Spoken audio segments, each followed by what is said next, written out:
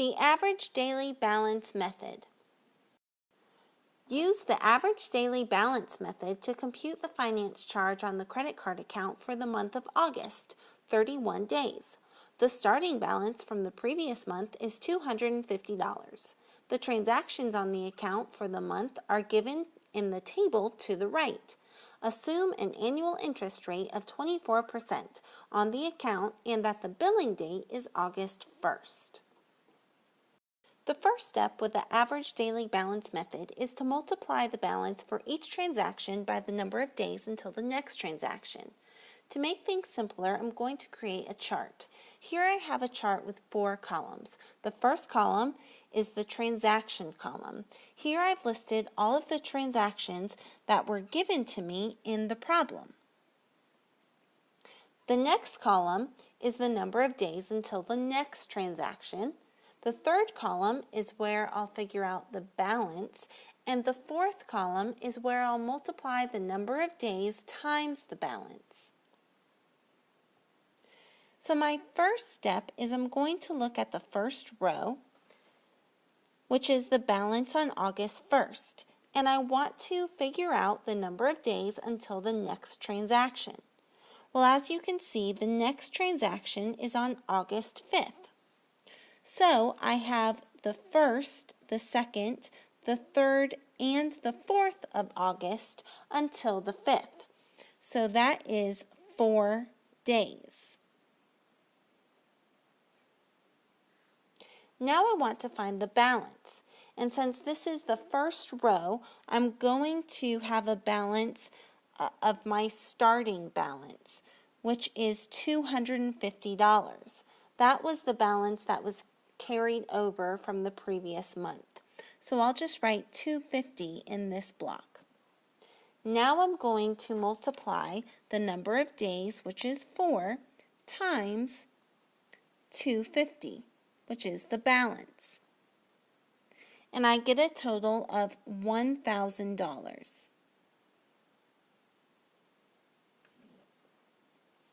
I'll go on to my next row. I have a payment of $87 on August 5th, so I want to figure out the number of days until the next transition. So I'm starting at August 5th, but I'm going until my next transaction of August 12th. So if I start on the 5th, I can count the 6th, 7th, 8th, 9th, 10th, and 11th. You don't count the day of the next transaction, so I'll leave the 12th out. So this is 1, 2, 3, 4, 5, 6, 7 days.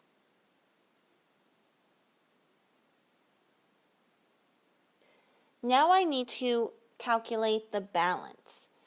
So on August 5th, I made a payment of $87. Since I made a payment, I'm going to subtract 87 from my balance. I had a balance of $250 and I'll subtract 87. That gives me a new balance of $163. My final column tells me to multiply 7 times 163, and I get an amount of $1,141. Now I'll move on to my third row. I charged $150 on August 12th. So the number of days until the next transaction is the 12th until the 19th. So I have 12, 13, 14, 15, 16, 17, and 18. And if I count those dates, that's 7 days.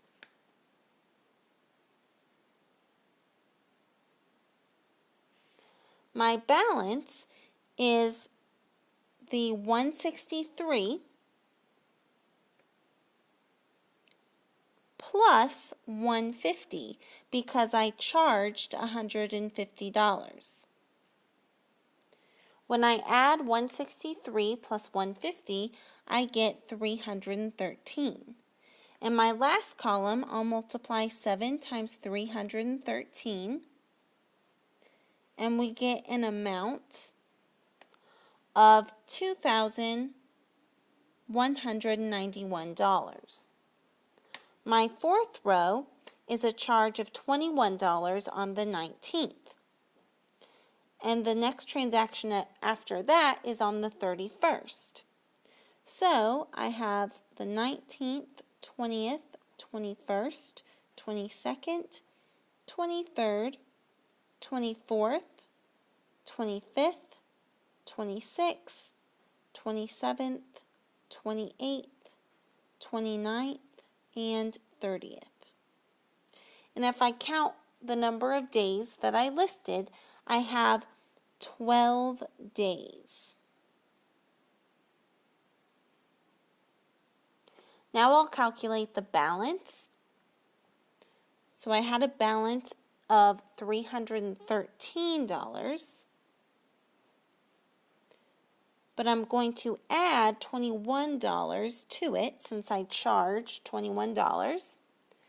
And when I add those two values together, I get $334. My last column, I'll multiply 12 times 334, and we get a total amount of $4,008. My last row, I charged $28 on August 31st. And there's only 31 days in August. So I charged on the last day of the month, so that means I only count this as one day. And my balance was $334.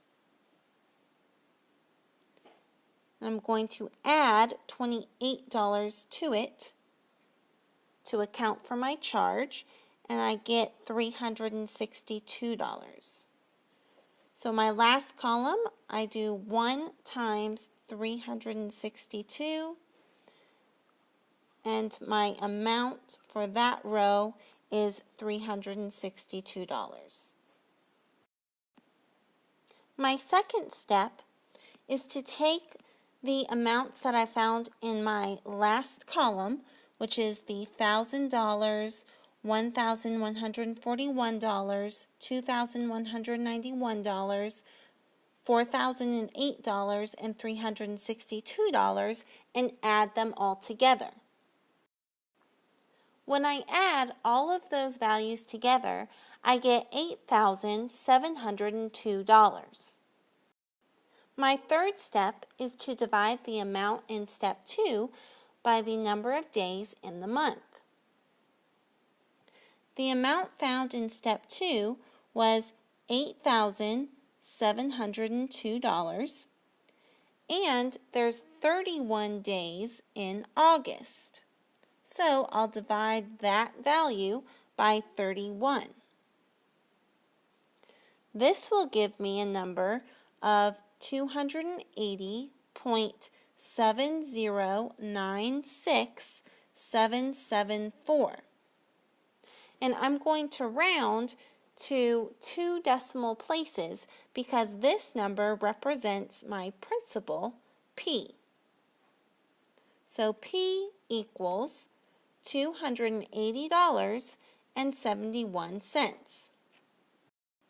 My fourth and final step is to use I equals PRT to compute the finance charge. I'm going to use the principal found in step 3 in this formula. So I have I equals 280.71 times R. The problem tells me that the interest rate was 24%, and I can convert that to a decimal by dividing by 100. So this is 0.24. And T is the number of days in the month, which is 31, divided by the number of days in a year, which is 365. So when you're using the average daily balance method, T is always going to be the number of days in the month that you're given divided by 365. You always use that when using the average daily balance method. Now we're going to go back to our formula and multiply 280.71 times 0.24.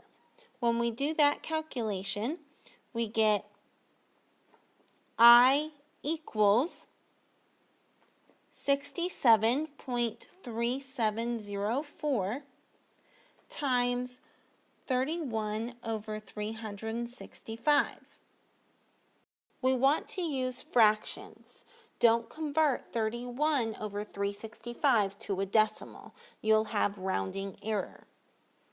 So in order to use the fraction, we'll just do 67.3704 times 31 and then divide that by 365. So 67.3704 times 31 is 2,088.4824. Lastly, we want to divide that value by 365, and we get I equals 5.721869589. I is the amount of interest, or in this case, the finance charge, which is a monetary amount. Therefore, we need to round to the nearest cent, or 2 decimal places. So I equals $5.72, and this is our final answer.